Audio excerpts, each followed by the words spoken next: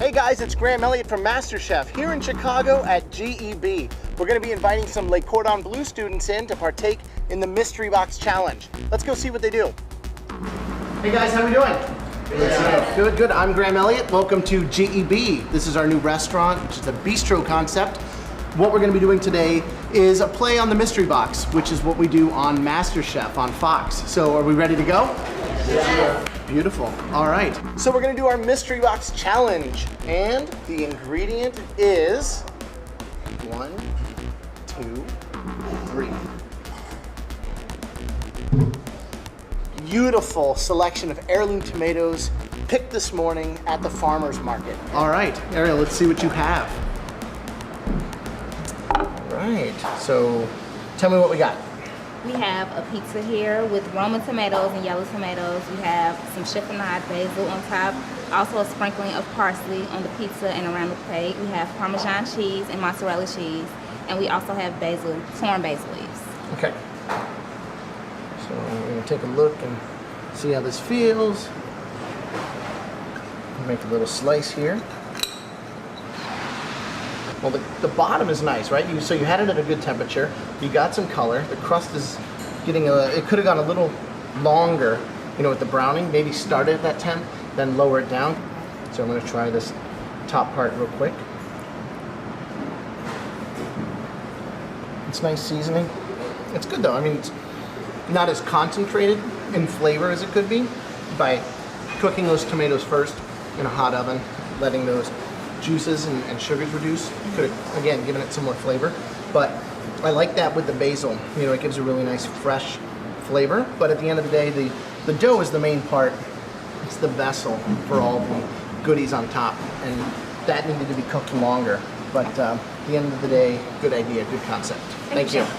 How are you, Chef? How are you? I'm doing good, thank you. Awesome. Okay, explain to me what we have. So what I did today was I made a little tomato pasta, a little fettuccine, and a little homemade marinara with roasted red peppers, mirepoix, a little garlic. Okay. And on the side I have a tomato bread that I made fresh today, with garnished with some pickled banana peppers and a few grilled yellow tomatoes. Beautiful. So kind of a study in tomato, a couple different ways. So showcase. Try to get tomato in about every component. The pasta did you make yourself? Yes, Chef. Beautiful. So making pasta and showing that savory side, and then also baking your bread, doing sauce work, knife work with the chiffonade, and then the grilling. You said pickling?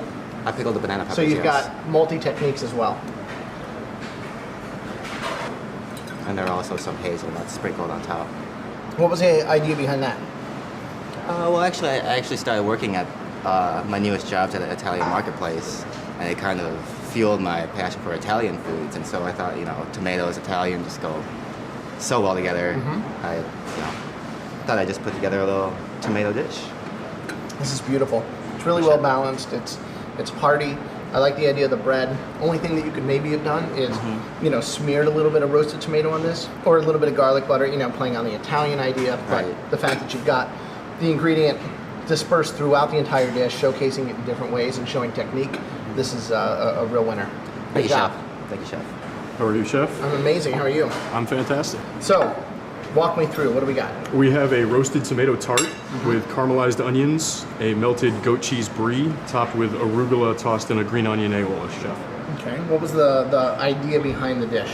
I wanted to do something that just highlighted vegetables in general, concentrating the flavor on the tomato by roasting it. Just something simple and entertaining. So would this be like an appetizer or something that you would do past, you know, like at a party? I would think of it as an appetizer, Chef. Okay. I'm just kind of taking things apart and looking at the ideas and techniques here. So you left the skin on the tomato? Yes. That's one thing that I think, you know, depending on how long you cook, it takes away because it's so chewy and gets kind of, you know, stuck in your teeth when you've got this really sensuous texture of the tomato, you know, on your mouth. It's really beautiful. And then to have this, it's just, you know, again, it almost looks like it's made in a factory. So maybe next time you'll want to look at removing that. Okay. seasoned perfectly. It's you. really good. It's Thank delicious, the tomato, as well as the greens. It's arugula. Yes, chef. Nice caramelization on the onion. It's nice the dough's cooked through. Okay.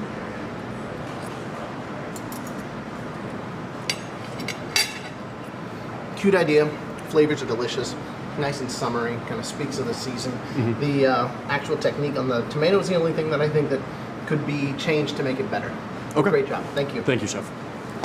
Hi, Chef. All right. Tell me what we got. I have a sun-dried tomato baguette filled with a balsamic marinated mozzarella, a little play on a caprese salad with almond pesto and sun-dried tomatoes for garnish. Okay. Almond pesto. Beautiful. So similar to a traditional pesto, but minus the pine nuts? Yes. Is that it? Okay. All right. So balsamic marinated mozzarella. Did you make your own tomato baguette? Is that correct? Yes. Okay. And there's sun-dried tomatoes the same as these? Yes. Strewn throughout? It's yummy, and it's a really good use, again, of the tomato. The only thing I would say is missing is that, you know, it's kind of crying out to me that it wants more of that tomato and balsamic. You know what I mean? So it's like if you had layered a piece here, and then this was a tomato, that was your little bit of, you know, mozzarella, and then this was your bread again with like your little bits of the, you know, pesto and things like that, a little more balsamic. I think it would have been a little more cohesive. You know what I mean? This is like great if you were doing, again, like maybe a small little piece. And this, again, this is me kind of just being more spontaneous, but say you were doing that, this on top, some of this, and this was like a little past canapé, something with a tapenade that you could give to people, then it's really a cute, fun, whimsical play on that dish. But as a large composed piece, again, I think for people to understand what the idea was, you really still want to incorporate those things a little more. Okay? But good technique with the bread, and I love the idea of using the almonds instead of pine nuts, and it's really nice. Thank you. How are we doing, sir? Great, chef. How are you doing today? I'm doing amazing. Oh, okay. This is a codfish salad. It's actually traditional from my grandparents, Puerto Rican. Puerto Rican, okay. Basically, it's called vianda in Spanish. The tomatoes, they're fresh plum tomatoes. I sliced them up there, some julienne, hard-boiled egg, and these little circles right here are avocado. Okay. The bottom is green bananas. Okay. I boiled them. The vinaigrette that I made is olive oil with a little bit of vinegar, because it's so hot in Puerto Rico all the time. Sure. That's what I have for you, chef. All right, beautiful. And usually we just pour the whole vinaigrette up on top, and that's pretty much it. It's really good. It's almost like a tuna niçoise, you know, the traditional dish with tuna and tomato, some olive, and a hard-boiled egg that you would find in southern France.